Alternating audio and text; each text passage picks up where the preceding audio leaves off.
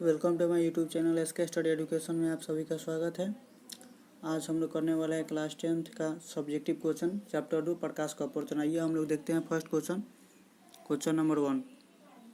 Question number 1 बोल रहा है प्रकाश के अपवर्तन किसे कहते हैं। तो इसका आंसर होगा जब प्रकाश की किरणें एक पारदर्शी माध्यम से दूसरे पारदर्शी माध्यम में जाने पर दिशा में परिवर्तन हो जाता है, उसे हम लोग प्रकाश का अपवर्तन कहा जाता है। इसी प्रकार हम अगला क्वेश्चन देखते हैं। क्वेश्चन नंबर 2, प्रकाश के अपवर्तन के कितना नियम होता है। प्रकाश के अपवर्तन के कितना नियम होता है। तो इसका आंसर होगा 2 नियम होते हैं।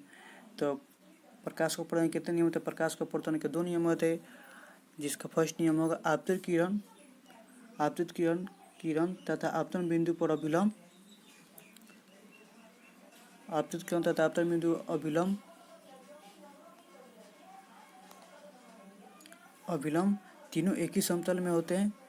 और दूसरा इसका नियम होगा प्रकाश के किसी एक निश्चित माध्यम के लिए आपतन कोण की ज्या तथा अपवर्तन कोण की ज्या का अनुपात स्थिर होता है।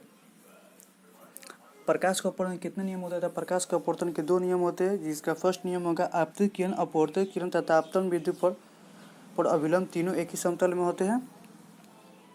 और दूसरा नियम होगा प्रकाश के किसी निश्चित माध्यम के लिए आपतन कोण की ज्या तथा अपवर्तन कोण की ज्या का अनुपात स्थिर होता है। इसी प्रकार हम अगला क्वेश्चन देखते हैं। क्वेश्चन नंबर 3, अपवर्तनांक से क्या समझते हैं। अपवर्तनांक से क्वेश्चन नंबर 3 बोला अपवर्तनांक से क्या समझते हैं। तो किसी माध्यम का अपवर्तनांक में निर्वात में प्रकाश की चाल उस माध्यम में प्रकाश की चाल के अनुपात को अपवर्तनांक कहते हैं। क्वेश्चन नंबर 3 बोला किसी माध्यम का अपवर्तनांक से क्या समझते हैं। तो किसी माध्यम का अपवर्तनांक निर्वात में प्रकाश की चाल और उस माध्यम में प्रवेश की चाल के अनुपात को अपवर्तनांक कहते हैं। अगला क्वेश्चन है प्रकाश के अपवर्तन से क्या समझते हैं। प्रकाश के अपवर्तन से क्या समझते हैं। तो इसका आंसर होगा जब प्रकाश एक पारदर्शी माध्यम से दूसरे पारदर्शी माध्यम में प्रवेश करता है तो प्रवेश की चाल बदल जाता है, जिसके कारण प्रकाश का अपवर्तन होता है। इसी प्रकार हम अगला क्वेश्चन देखते हैं। क्वेश्चन नंबर 5, प्रकाश के अपवर्तन नहीं होने की स्थितियों का उल्लेख करें। प्रकाश के अपवर्तन के नहीं होने की स्थितियों का उल्लेख करें। तो प्रकाश का अपवर्तन नहीं होने की स्थितियाँ 2 है, जिसका एक में होगा जब प्रकाश किरण 2 माध्यम को पृथक करने वाली सतह पर लंबवत आपतित हो तो आपतन कोण का मान 0 होता है। अगला होगा जब 2 माध्यम का अपवर्तनांक बराबर हो तो प्रकाश का अपवर्तनांक नहीं होता है। इसी प्रकार अगला क्वेश्चन होता है स्नेल के नियम को लिखें। तो स्नेल का नियम होगा प्रकाश किसी निश्चित माध्यम के लिए आपतन कोण की ज्या तथा अपवर्तन कोण की ज्या का अनुपात स्थिर होता है, उसे हम लोग स्नेल का नियम कहते हैं। इसी प्रकार हम अगला क्वेश्चन देखते हैं। Question number 7। क्वेश्चन नंबर 7 है प्रकाश के अपवर्तन का दैनिक जीवन में क्या उपयोग होता है। क्वेश्चन नंबर 7 बोला प्रकाश के अपवर्तन के दैनिक जीवन में क्या उपयोग होता है। तो इसका आंसर होगा प्रकाश के दैनिक जीवन में निम्नलिखित उपयोग होते हैं।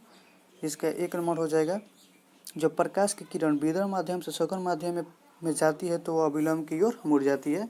दैनिक जीवन में मतलब एक उपयोग हो गया कि जब प्रकाश किरण विरल माध्यम से सघन माध्यम में जाती है तो वह विलंब की ओर मुड़ जाती है। और 2 में हो जाएगा जब प्रकाश की किरण सघन माध्यम से विरल माध्यम में जाती है तो वह विलंब से दूर हट जाती है। और तीसरा हो जाएगा प्रकाश की किरण 2 माध्यम को अलग करने वाली सतह पर लंबवत पड़ती है तो वह बिना मुड़े ही सीधा निकल जाती है। इसी प्रकार हम अगला क्वेश्चन देखते हैं। क्वेश्चन नंबर 8, प्रिज्म क्या है। किसी कोण पर 2 समतल पृष्ठों के बीच घिरे किसी पारदर्शक माध्यम को प्रिज्म कहते हैं। प्रिज्म क्या है। प्रिज्म का इस तरह परिभाषा दे सकते हैं, किसी कोण पर झुके 2 समतल पृष्ठों के बीच घिरे किसी पारदर्शक माध्यम को हम लोग प्रिज्म कहते हैं। अगला क्वेश्चन है लेंस किसे कहते हैं। लेंस किसे कहते हैं। तो इसका आंसर होगा क्वेश्चन नंबर 9 बोल रहा है लेंस किसे कहते हैं। पारदर्शक पदार्थ का वह टुकड़ा जो निश्चित ज्यामितीय सतहों से घिरा रहता है एवं किसी वस्तु को देखने के लिए उपयोग किया जाता है, उससे लेंस कहते हैं। लेंस कितने प्रकार के होते हैं। तो लेंस 2 प्रकार के होते हैं, एक में उत्तल लेंस और अवतल लेंस। अब हम लोग अगले वीडियो में देखेंगे कि लेंस उत्तल लेंस और अवतल लेंस किसे कहते हैं। तब तक के लिए जय हिंद जय भारत। अगर वीडियो अच्छी लगी हो तो चैनल को सब्सक्राइब एंड लाइक जरूर कीजिएगा।